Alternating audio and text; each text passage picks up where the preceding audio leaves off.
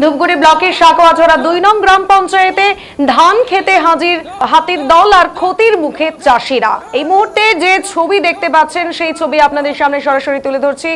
ধান দেখা দিতেই ধান খেতের জমিমুখী হাতির দল, ক্ষতি ফসলে বিপুল ক্ষতির সংখ্যা ঘুম কেড়েছে ধূপগুড়ি ব্লকের সাকোয়াঝোড়া ২ নং গ্রাম পঞ্চায়েতের কালাখাম্বা এই এবং মল্লিক শোভা এলাকার বাসিন্দাদের। প্রায় প্রতি রাতেই 50 থেকে 70টি হাতির দলের মধ্য থেকে 10 থেকে 12টি হাতি ওই এলাকায় ঢুকে পড়ছে আর কয়েক হেক্টর ধান চাষের জমির ক্ষতির মুখে পড়ছে।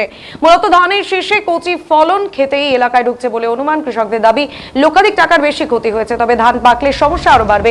এলাকার জমির চাষবাস করে সংসার চালানো কৃষকদের দাবি বন দপ্তরের ক্ষতিপূরণের টাকাও সঠিকভাবে পাওয়া যায় না এবং পেলেও তা সময় সাপেক্ষ।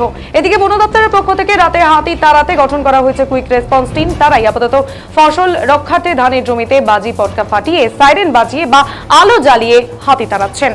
কালাখাম্বা এলাকার কৃষক মিঠু রায় বলেন, একটানা 5 দিন থেকে ধান চাষের জমিতে ঢুকে হাতির দল তাণ্ডব চালাচ্ছে, ফসল নষ্ট করে তছনছ করছে, কিন্তু হাতির দলকে আটকানো যাচ্ছে না। এমনকি রাতে বন দপ্তরের কর্মীদের ডেকেও সঠিকভাবে পাওয়া যায় না। এতে বনকর্মীদের যুক্তি, হাতির গতিবিধি নিয়ন্ত্রণ করা যথেষ্ট চাপের কারণ।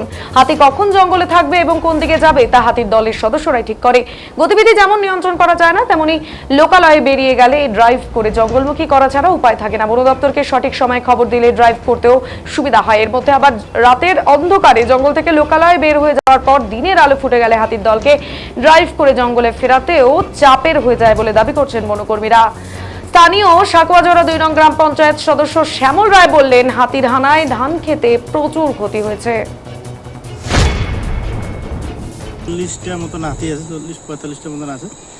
কখনো 15টা বাইরে হতেছে, কখনো 10টা, কখনো 5টা, কখনো 3টা। মানে একদল যাইতেছে আর একদল আসতেছে। আর ক্ষতি তো কথা কি বলবো, টোটাল এই এরিয়ায় ধরে না এখানে 20 বিঘা ধান আছে, তার মধ্যে অলরেডি দেখতেই পাচ্ছেন 6 বিঘা 7 বিঘা মতন চলে গেছে। এখন বাকি যেগুলো আছে এগুলো আমাদের তো বেশি না, আমাদের 4 বিঘা মতন আছে, তার মধ্যে 1 বিঘা শেষ। এখন বাকি যেটুকু আছে এটুকু দেখাশোনা করতেছি, আমরা ডিউটি করতেছি, নাইট ডিউটি করতেছি। ফরেস্ট ডিপার্টমেন্টকে যখন কল করা হচ্ছে রেঞ্জার অফিসে, তখন ওরা আস্তে আস্তে, আমরা তো কতক্ষণ থাকলে তো শেষ হয়ে যাবে কতগুলো হাতি, তার আগে আমরা তারাই যতটুকু চেষ্টা করে পারি ততটুকু উঠে দিতেছি। আপনার পিছনে যে ইয়েগুলো দেখা যাচ্ছে, প্লাস্টিক, তারপরে গুণাত্মা, এগুলো কিসের জন্য? গুণাত্মার আর প্লাস্টিক ওদের মানে এগুলো দিয়ে একটু আরোগ্য হয়, ওরা এদের একটু ভয় করে, তো ভয় করে সাইড দিয়ে চলে যায়।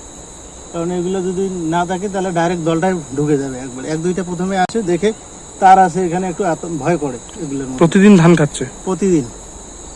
আপনারা রাত জেগে কি পাহারা দিচ্ছেন? রাত জেগে আছে, টাওয়ার আছে, টাওয়ারে বসে আছি, ওই বাড়িতে আছি, এদিকে থাকলে এদিকে, ওদিকে থাকলে ওদিকে। মানে এই এরিয়াটা টোটাল আমাদের এই মল্লিক শোভা এরিয়া, এগুলো আমরা 3-4 জন ডিউটি করতেছি। আমাদের যে কিউআর টিম আছে, এই কিউআর টিমে আমরা এখানে ডিউটি করতেছি রাতভর।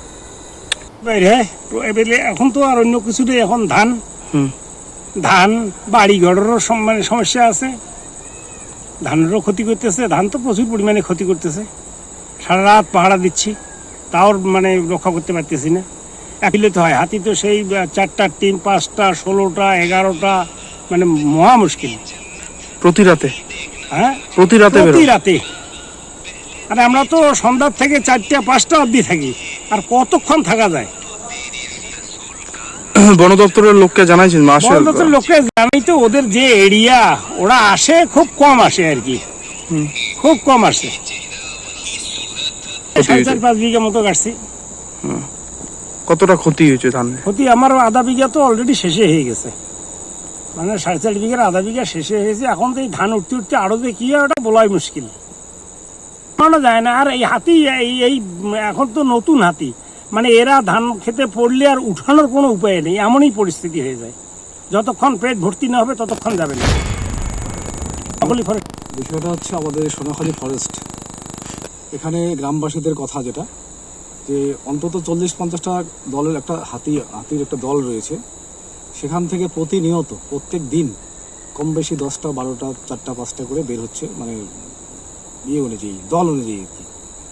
তো এ ব্যাপারে ওরা তো সবসময় চৌখস থাকে আর কি, জেগে থাকে, হাতি তাড়ানোর কাজটাও করছে।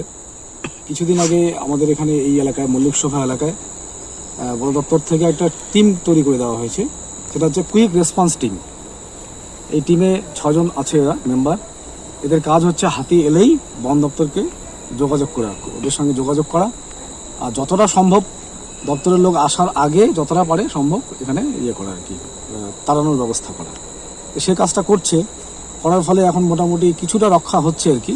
তো আগামী দিন এখনও তো ধান বেরোয়নি, তাতে যে পরিমাণ ক্ষতি হচ্ছে, যখন ধানটা পুরোপুরি বেরোবে তখন ক্ষতির আশঙ্কাটা বেশি থাকে আর কি, ওই সময় ওদের হামলাটা বেশি হয়।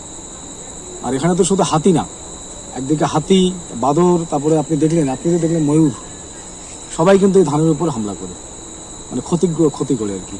তো এই এলাকায় কৃষকরা প্রত্যেক বছর ক্ষতিগ্রস্ত হয়।